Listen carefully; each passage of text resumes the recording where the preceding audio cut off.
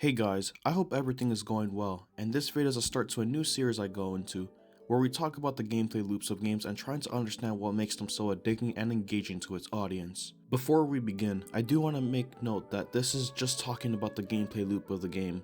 This does not talk about the game design aspects of the game. A game design analysis talks about features in the game including stories, graphics, the gameplay loop, mechanics, player experience, and monetization. There are much more, but this is generally what is covered in those. A gameplay loop analysis basically covers information such as game mechanics and actions that people do in a game. This is also to look at how all of these actions a player takes encourages them to keep playing the game, and how it's designed to be the most satisfying and fun it can possibly be. This is what this video will be about, and will cover the game Genshin Impact.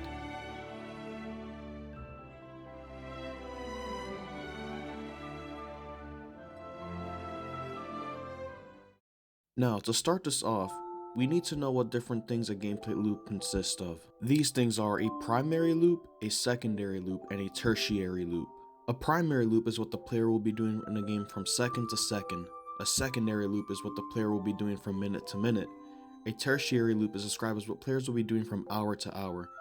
There is a possibility that certain games do not have a tertiary loop, as the scope of the game and what it offers can be small. However, for the case of this game does have all three of these types of loops. Now, to go over the primary loop, which is what players will be doing from second to second in Genshin Impact, it's simply just exploring around and fighting enemies. Now, to go over this further, when you explore around, you can expect to basically have a large variety of terrains you can explore, such as the vast open fields, climbing mountainous ranges, being able to see lots of the areas from high distances, also being able to swim underwater and explore the seas through taking boats. You can also explore caves and much more. These areas at times also have their own mechanics, which makes it unique to those worlds, helping keep things refreshing as you go from area to area for the first few times. The game also incentivizes, or basically just forces you into doing this by spreading out certain resources throughout the world that are required to progress things, such as your characters, quests, and even some puzzles. But it also rewards the players by giving out prizes or treasure chests, which gives player materials to level up the characters and get the in-game currency called Prima Gems, which is the one thing that people will literally sell their souls for and empty their life savings just to get a few wishes, but that's just basically every gacha game. Although it will take some time to accumulate a lot of Prima Gems, it's still just one of the rewards that can be collected as you go around. One of the other things that are to be collected in these worlds are the Oculuses. These things are generally collected in order to reward the player for collecting enough of these by giving the players goodies such as Prima Gems, account experience, stamina in the older areas, and other things that just help exploration. To get them at times, it would simply just require you to run into it, or other times do a puzzle, which will take some time. Now, the next thing to talk about is the combat of this game. The combat is one of the main things that draw people towards this game, with there being a variety of different playstyles that players can take depending on how many characters they have unlocked. One of the main things that makes this appealing is a system of using elements to fight enemies in this game, which is what players will be using a majority of the time to fight. In this game, there are 7 elements that players use to fight. These elements are Animo for wind, Dendro for nature, Geo for earth, Hydro for water, Cryo for ice, Pyro for fire, and Electro for lightning. You are also able to have 4 different characters when it comes to combat, each being able to share the same elements or have different ones. Most elements produce a reaction with one another, and that sparks a reaction, being able to blast enemies away, making things really satisfying for players. These are called elemental reactions, and it's one of the things that makes the combat satisfying and flashy in order to be attractive.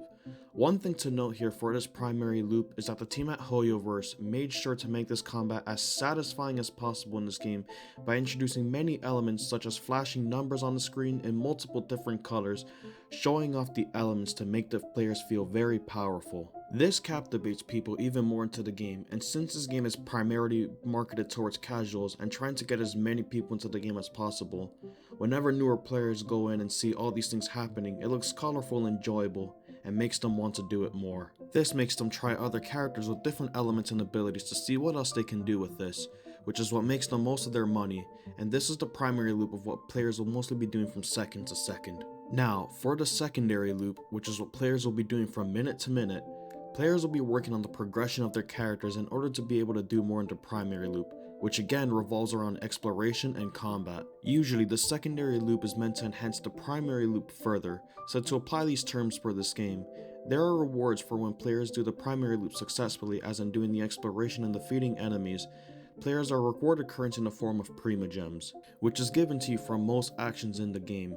These Primogems are one of the main factors that people play the game for, as it allows you to further progress in the game by allowing you to log more characters, speed certain things up, such as grinding materials or buying things to help make your experience better. This currency can be grinded for or paid for by converting the paid currency called Genesis Crystals. This is what makes the game most of their money, and players also complete challenges which are given daily in order to unlock this currency through the daily quest the game gives you. Another part of the game that is part of this loop is the progression of the Battle Pass. This basically gives extra resources to the players through a free version and a paid version, which allows players to gain quicker materials to level up their characters. Now, to go back to the topic of oculuses, which is the item that rewards players for exploration if enough of them are gathered, there are multiple variations of these based on the elements, and these items grant the players more stamina for running, climbing mountains or obstacles, and for combat. They also give rewards in something called sigils to help players go to the stores in the world to buy more resources, therefore improving the state of the primary loop. The last things that players will be doing is basically doing daily dungeons in order to farm resources. This includes doing waves of enemies or boss fights. Everything that has been found here in the secondary loop is meant to advance the primary loop. Now to move on to the tertiary loop. Now for the tertiary loop, this is what players will be doing from hour to hour. This game has lots of different tertiary loops, which helps give the different types of players goals, which helps them aim for something in the game. Examples of these are advancing the story or quests, finishing other types of content such as the Spiral Abyss, which is the end mode for the game, fully exploring the maps to get the highest percentages possible in the areas, and finishing the battle pass to help progression. Also going through events which include minigames or combat events, helping make the primary loop stand up further by adding some new rules changing the way that you fight. Also, to add on to this, there are some minigames that can help give players a new type of experience within the game. There are multiple types of these, such as a TCG, which is a permanent card game which some players enjoy to take part in, and also the Serenity Teapot, which is a place where players can build their own base in order to get more materials and much more. Having the many things to go for is what makes the game appeal to the broadest audience possible. Since there are so many different goals to aim for here, it's really the main reason why this game is attracting to so many players to hop on and just try everything out. Instead of just having a single tertiary loop such as getting a high score or completing the story, the developers of the game knows its audience well and implements many different paths that players can take with what they want to do with the game, which really helps it stand out further. Some final things to include that help this game launch and stay successful is the appealing art style with the characters and its design. Also the fact that this game is simple to play and it launched during a time when most people were indoors and couldn't go out.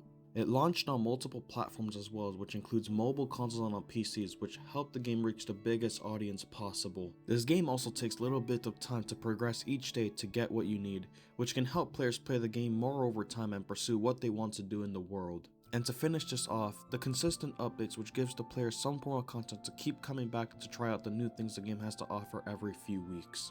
So yeah, that's all the information I can provide for you. I hope you guys enjoyed the video, as I spent a lot of time getting this information from playing the game and taking notes through observation, and going through this information through a game development's lens. This is a new type of video content that I'm aiming to start doing and will cover for many different games, as this was something really fun to do. I'll also cover some of the game projects that I have created over the years as well. I hope you enjoyed the video and I'll see you guys soon.